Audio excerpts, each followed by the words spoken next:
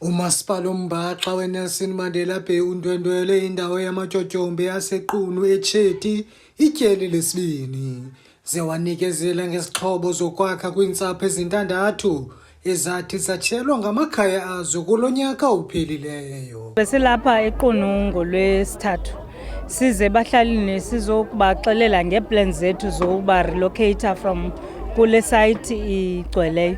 Sizokwazi uba kanti bahlala each mntu ulocated kweyakhe indawo edecent azawukwazi uyazi uba yisite e-official for yona. Sabathembisa ke into yoba ngoba sifike kukho imizi ebitshelwe ekhokelwa ngoomama engenazo iminzi zokuba bakwazi ukuzivusa imizi yabo. Sakhomitha ke uba siza kwenza inzame yokuba mabakwazi uba kanti imizi iyavuka abantwana bazokwazi uya esikolweni, especially when sinotile into yoba kukhona abantwana abafunda ugrade 12 bangaphazamiseka yimeko. Nanjengoko kuthe gqolo nokudama kwamanzi kule ndawo, umasipala uchonge ingcali yezokusingqongileyo yabucala ukuba ijonge ukhuseleko lwabahlali kule ndawo.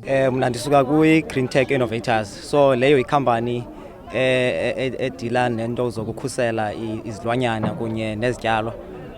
Kuthi kusenzeka ke loo nto enzekayo, umzekelo ngoku kuzoncedwa abantu ababefumana ingxaki nomonakalo nezindlu zabo.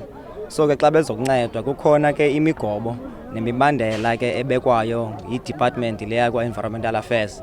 So ke efuneke ilandelwe, ukuze ilandelwe ke kufuneke kube khona umntu ke ochungwayo ozimeleyo yena yedwa ongekho mhlawumbi kumasipala okanye mhlawumbi kule contract izokwenza, umntu ozimeleyo ozokwazi ukunceda uba lawo migobo nemibandela iyalandelwa. Kodwa ke kuloo nto leyo ingeyonto ethi xa kukhona into ebambileyo ayinokwazi ukwenzeka. Kukuba izosose acebise ukuba kufumaneka izilwanyana ekufuneke mhlawumbi zisuswe kwindawo yazo okanye ii-plants ekufuneke zisuswe kwindawo yazo ziyobekwa kwenye indawo zize zingamoshwa okanye zibulawe, kufuneke zithathwe ziyobekwa kwenye indawo ukuze nazo ziphile, because ziphila nathi. Ukuze siphile sifuneke nazo zibe khona. Inkokheli yabahlali ithi nangona bekuvuyela ukufumana ezi zixhobo zokwakha, kodwa azizokwazi ukwenza iindawo zokuhlala eziza kufikelela kumgangatho ebekuwo amakhaya abo. Kona ukuxola oku sixolile nakubeni singaxolanga ncakasana kuba azizokwenza isakhiwo esikumgangatho olingeneyo nesi sakhiwo besikhona sizawureplacwa zizo ngoku. Kodwa ke kuba sikholela kwintetho ethi slice of bread is better than no bread at all.